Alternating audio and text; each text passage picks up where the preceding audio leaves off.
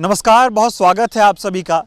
लोकसभा चुनाव के बाद जितने विधानसभा चुनाव इस देश में 2024 में हुए, चाहे हरियाणा की बात कर लीजिए, चाहे झारखंड की बात करिए और चाहे फिर महाराष्ट्र चुनाव की बात करिए, इन चुनावों में जो नतीजे सामने आए उसके बाद अब फिर से ईवीएम सवालों के घेरे में लगातार सवाल खड़े हो रहे हैं और ये कहा जा रहा है कि इन चुनावों में ईवीएम को हैक किया गया है और चुनाव आयोग पर भी कई तरह के सवाल ईवीएम को लेकर खड़े किए जा रहे हैं।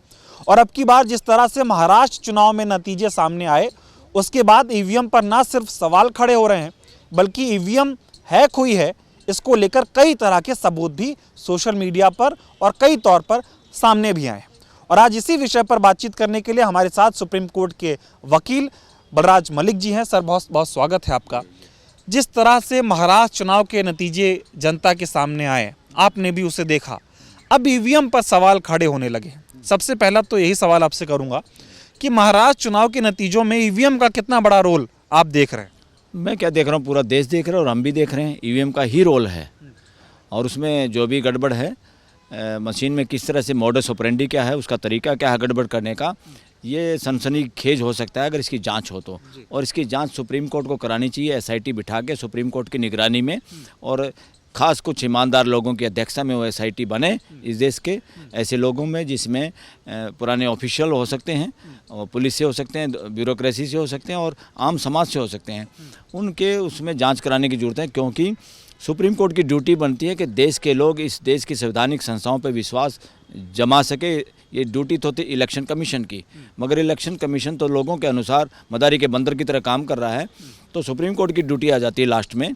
This is independent agency of the country, a constitutional pillar है देश का, और इसको ये काम करना चाहिए। अगर ये काम सुप्रीम कोर्ट नहीं कर पाती तो देश को जब जरूरत थी सुप्रीम कोर्ट की, उसी तरह से हो जाएगा कि सुप्रीम कोर्ट देश के साथ खड़ी नहीं हुई।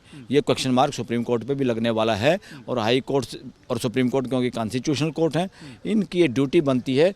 कोई मुकदमा सामने आए तभी ये कार्रवाई करें, ऐसा नहीं है। ये बिना मुकदमा सामने आए वो कार्रवाई करने की ड्यूटी बनती है, देश के लोगों के फंडामेंटल राइट को बचाने की और देश को संविधान के अनुसार चलाने की। या वो चलता रहे, उसमें कोई विघन हो तो उसको साफ सुथरा करना, उसके बारे में न्याय करना सुप्रीम कोर्ट की ड्यूटी है। अब जो तथ्य ईवीएम को लेकर सोशल मीडिया पर सामने आए हैं उसके बारे में बातचीत करते हैं। एक रिपोर्ट के माध्यम से खुलासा हुआ कि जिस दिन महाराष्ट्र में चुनाव हुआ, शाम को 5 बजे तक मतदान प्रतिशत जो रहा वो 58.22% बताया गया। उसके बाद रात 11:30 बजे मतदान प्रतिशत बताया गया 65.02%। और उसके बाद जिस दिन मतगणना हुई उसके 12 घंटे पहले ये बताया गया कि महाराष्ट्र में मतदान का जो प्रतिशत है वो 66.05% है। और 2 बार में कुल जो मतदान प्रतिशत बढ़ गया वोटिंग वाले दिन से लेकर और मतगणना के 12 घंटे पहले तक, ये बढ़ा 7.83%, यानी कि लगभग 76 लाख वोटों की वृद्धि हो गई। आखिर ऐसा कैसे हो सकता है और ये जो डाटा ये सामने आया है इसमें आप कैसे देख रहे हैं? ये टोटल फ्रॉड है, ये देश के साथ धोखा है, संविधान की हत्या है, डेमोक्रेसी की हत्या है। ये ऐसे हत्यारों को पकड़ने की बहुत ज़रूरत है, वो जो मर्जी हों, और इसमें पूरी गहन जांच करने की ज़रूरत है। ये एक वाटर गेट, ये इलेक्ट्रल गेट मुकदमा साबित होगा, जिसमें जो जिम्मेदार जो लोग हैं, जिनको सरकार चलाने की जिम्मेदारी दी हुई लोगों ने, वहाँ तक इसकी आंच जाएगी। ये ऐसे नहीं हो सकता काम। 5 बजे लास्ट वक्त होता है, 5 बजे भी अगर कोई लाइन में है तो उनको पर्ची दे दी जाती है। वो पर्ची देने के बाद भी इतने परसेंटेज मतदान बढ़ जाए 7-8%, ये पॉसिबल ही नहीं। 1 मिनट भी अगर काउंट कर लें कि 1 मिनट लगता है वोट डालने में, तब भी इतनी वोटें नहीं डाल सकती। ये टोटली फ्रॉड है और इसमें तो इम्पीचमेंट भी होना चाहिए और इलेक्शन कमीशन की गिरफ्तारी होनी चाहिए, कमिश्नर्स की, क्योंकि टॉप अथॉरिटी को नहीं। सांप को मारने से पहले सांप की माँ को पकड़ो।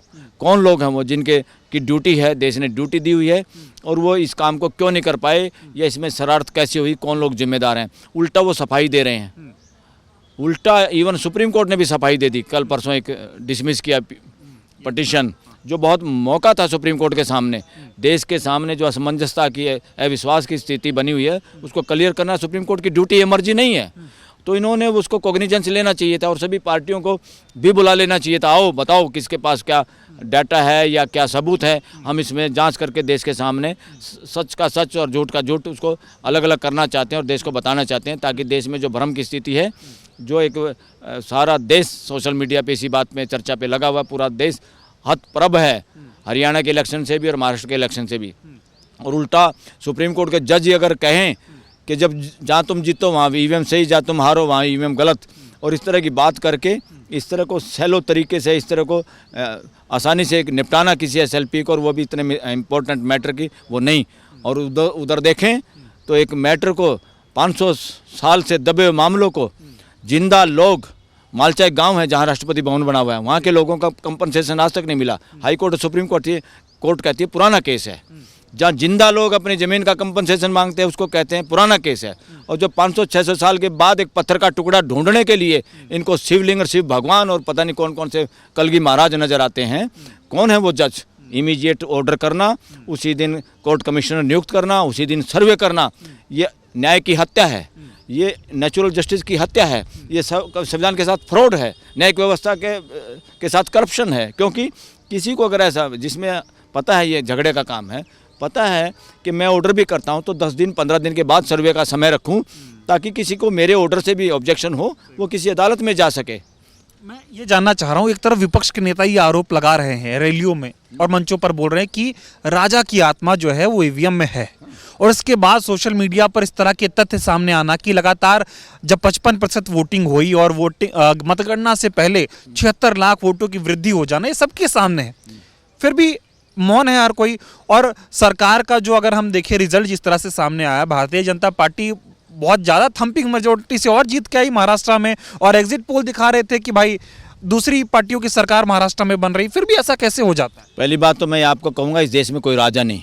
और अगर कोई अपने आप को राजा समझ रहा तो बेवकूफ़ है एक नंबर का, और वो नॉनसेंस है, संविधान के खिलाफ है। राजशाही खत्म करके इस देश में आज़ाद हुए थे और सारे राजा समाप्त हो गए थे और संविधान बना था। ये संविधान की व्यवस्था है, इसको राज भी नहीं कहेंगे, संविधान का राज नहीं है, लोगों की अपनी व्यवस्था है संविधान के जरिए। या रूल ऑफ लॉ भी नहीं कहेंगे, हम कहेंगे सिस्टम ऑफ लॉ है या कानून की व्यवस्था है। और इसलिए कोई राजा नहीं, राजा की आत्मा ईवीएम में नहीं है। लोग तो ये कह रहे हैं, ये जो अपने आप को राजा समझ रहा है ये ही ईवीएम में गड़बड़ करने वाला है, ये और इसका चेला, ये जो जोड़ी है पूरी बदनाम है। और देश में कब ज्वालामुखी फट जाए इसका भरोसा नहीं, इसलिए तुरंत इसको सुप्रीम कोर्ट को, हाई कोर्ट को इसमें घुस के शामिल होके इसको दूध का दूध और इन अपराधियों को पकड़ने की जरूरत है जिसने भी इसमें गड़बड़ की है। और इसमें गड़बड़ नहीं, इसमें 120B में उन लोगों को पकड़ना है जिनकी वजह से गड़बड़ हुई है, वो ज़्यादा महत्वपूर्ण है। क्रॉस बॉर्डर जो कहते हैं ना आतंकवादी, जो असली डॉन है वो जिम्मेदार हैं। इसलिए डॉन कौन है, देश की जनता क्या करे, वकीलों से सर्वे करो आप। इसमें डॉन बता रहे हैं प्राइम मिनिस्टर नरेंद्र मोदी को और गृह मंत्री अमित शाह को, ये बता रहे हैं लोग। देश की जनता में सर्वे करो, वकीलों में सर्वे करो। इस देश के चुनाव आयोग को क्या हो गया है? वो मजाक बना देता है विपक्ष का, उसको तो सामने आके बुला के सीना तान के खड़ा होना चाहिए कि बताओ भाई कहाँ धांधली है, और दूध का दूध पानी का पानी हो जाए। आप किसी बंदर को कहो कि मदारी के बंदर को क्या हो गया है, अरे भाई उसको जंगल से ला के पकड़ के उसको ट्रेनिंग जो की है, जिस काम के लिए लाए वही तो डांस दिखाएगा मदारी का बंदर, इससे ज़्यादा क्या औकात है।